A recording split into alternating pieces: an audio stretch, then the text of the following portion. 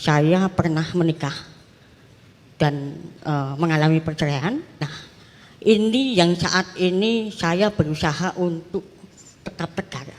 Dengan apa? Bekerja segiat mungkin, melakukan kesibukan-kesibukan sebanyak mungkin, membangun networking dan pergaulan sebanyak mungkin. Untuk apa? Supaya sembuh. Tapi apa yang terjadi? Ketika malam tiba, mau istirahat, flashback lagi, teringat lagi.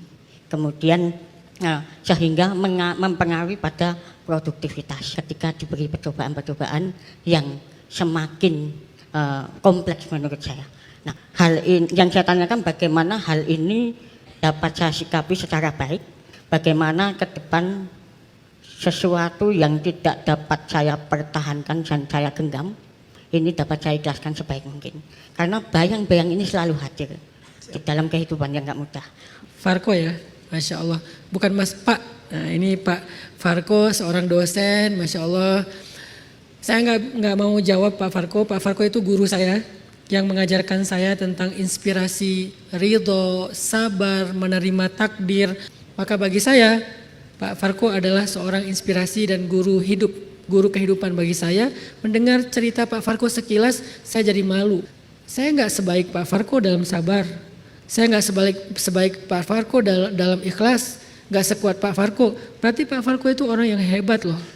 Baru saya ngerti dari kata-kata Pak Farko tadi, kata Nabi, orang yang paling dicintai Allah adalah orang yang paling banyak diuji. Berarti Pak Farko itu adalah kekasih Allah.